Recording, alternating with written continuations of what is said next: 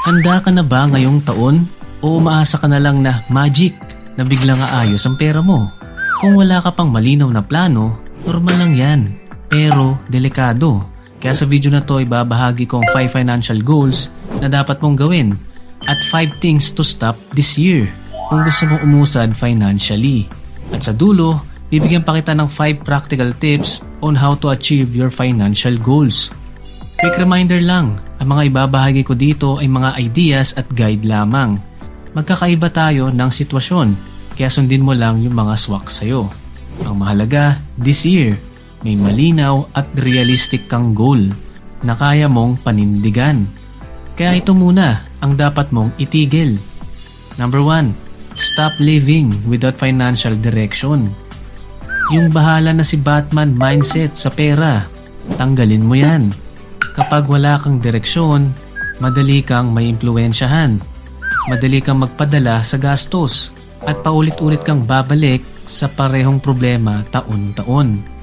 Hindi pwedeng umayos ang finances mo ngayong taon kung wala kang malinaw na plano. Kaya simulan mo sa basic, alamin ang estado ng finances mo at mag-set ka ng malinaw na target this year. Dahil kung wala kang direksyon, kahit gaano ka pa kasipag, baka maligaw ka lang. Goal number 1. Ayusin ang cash flow at palakihin ang income. Kailangan mong ayusin ang daloy ng pera mo para hindi ka laging short o negative buwan-buwan. Mahirap o imposible mag-ipon kung mas malaki ang gastos kaysa sa kinikita.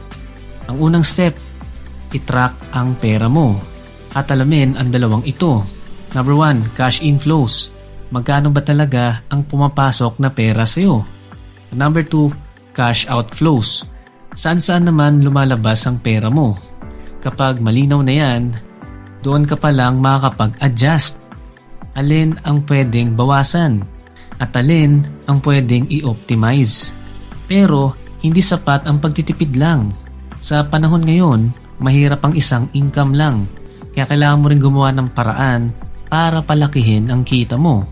Pwedeng mag-upskill para sa promotion, magdagdag ng relevant skills, magsimula ng small business o mag-side hustle na align sa alam mo. Hindi kailangang malaki agad. Start small, aralin muna at bigyan ng oras. Mas mabuting doon na pupunta ang oras at atensyon mo kaysa sa mga bagay na walang naidadagdag sa pera mo.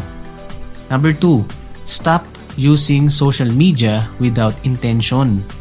Hindi naman masama ang paggamit ng social media at internet.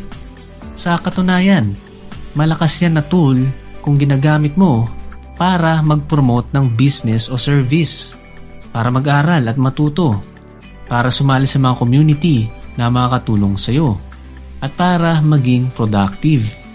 Ang problema, ginagamit mo ito nang walang intensyon. Doom scrolling, chismis, walang saysay na content, at bilang distraction sa totoong problema na dapat mong harapin. Minsan, imbes na matuto ka, lalo ka pang nai-stress, nai-insecure o napapagastos dahil sa ads. Kaya tandaan, ang algorithm ng social media ay nakadisenyo para kuhain ang atensyon mo.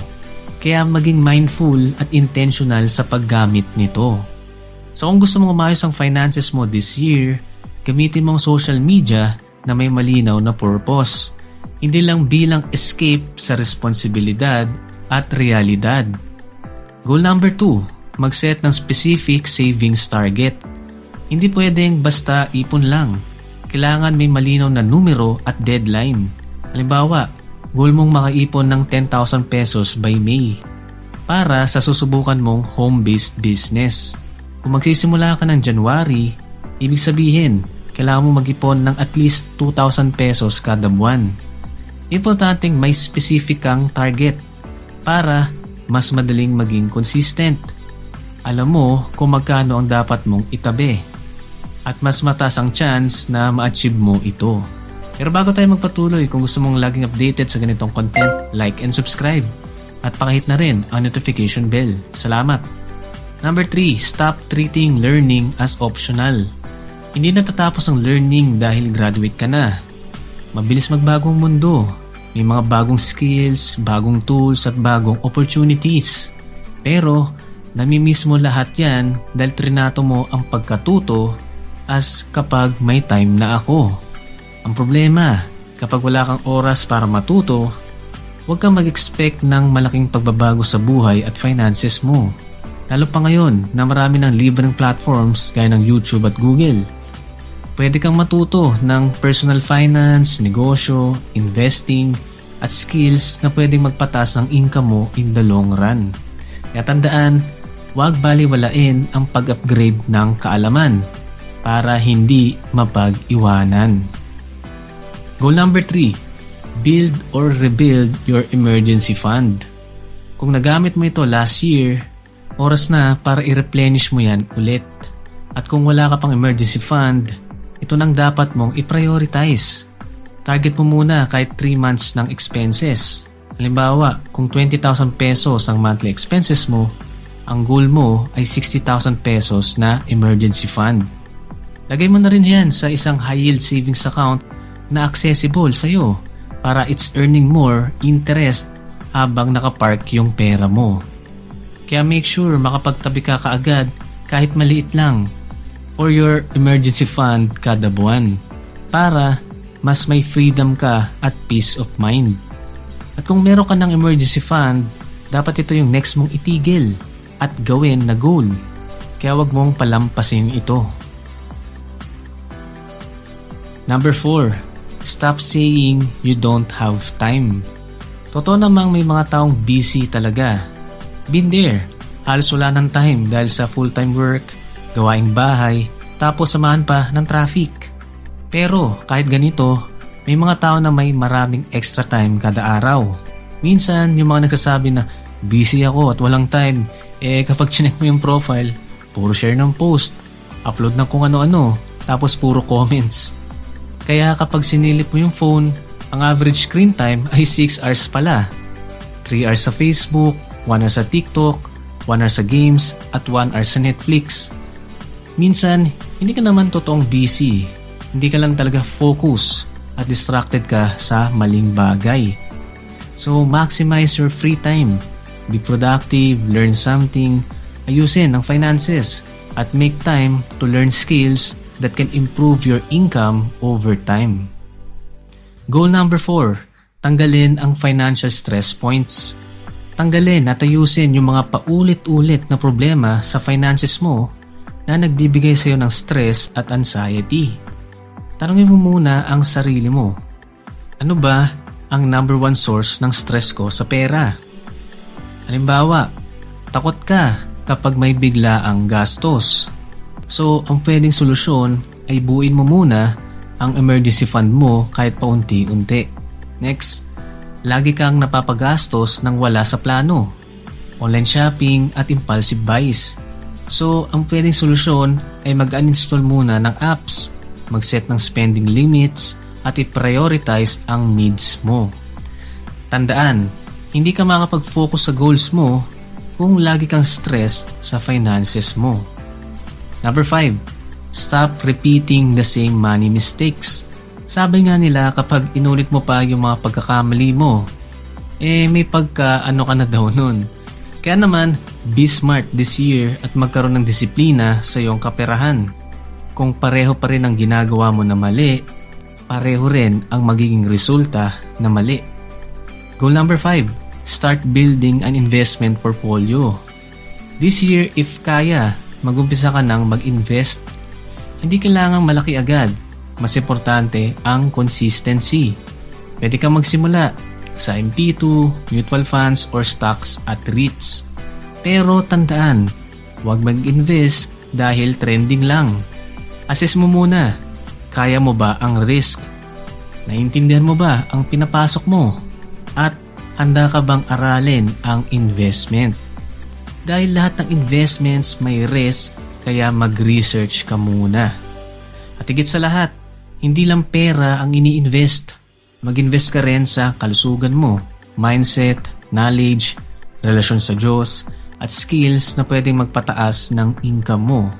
Dahil ang pinaka-solid na investment ay yung ikaw mismo ang nagle-level up taon-taon. At ngayon na malinaw na ang goals mo, ang next na question ay paano mo ito magagawa? Kaya naman, 5 tips how to achieve your financial goals. Number 1. Gawin mong simple. Huwag mong i-overthink or gawing komplikado ang goals mo. Mas simple, mas nagagawa. Tsaka make it one goal at a time. Halimbawa, first quarter, dito mo buuin ang 60,000 pesos na emergency fund mo. Second quarter, dito ka mag-launch ng home-based business and so on. Kapag sabay-sabay lahat, madalas wala kang natatapos. Number 2, isulat mo. Ako personally guys, ganito ang ginagawa ko at gumagana naman. Kaya kung makikita nyo lang yung workstation ko, may mga notebook dyan and sticky notes na may mga sulat. Kapag sinusulat mo kasi ang goals mo, mas tumatatak sa isip dahil naka-record sa papel. Number 3, automate. Much better to para hindi ka laging nag-iisip at maiwasan mo yung katamaran. Example, kapag dumating na yung sahod mo, dapat naka-auto transfer na yung isang portion para sa savings account. Yung iba naman, for your expenses account. Then yung matitira for your investment account. Pwede mo rin i-automate ang fixed bills mo. Mas konting decision, mas tuloy-tuloy ang progress. Number 4, make it visual.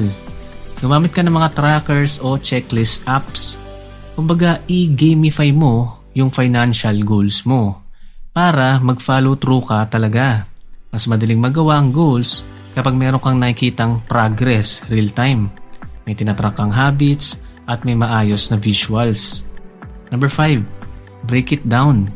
Huwag kang ma-overwhelm sa malalaking goals. Break your goals into smaller ones. Tapos, back it up with daily habits, weekly actions, at monthly targets. Hatiin ang malalaking goals sa maliliit na steps. Diyan talaga na-achieve ang goals kapag meron kang araw-araw na ginagawa dito. Again, magkakaiba tayo ng sitwasyon at financial goals. Pero itong totoo, walang mangyayari kung walang consistency at commitment. Hindi kailangan perpekto, hindi kailangan mabilis. Ang mahalaga, tuloy-tuloy.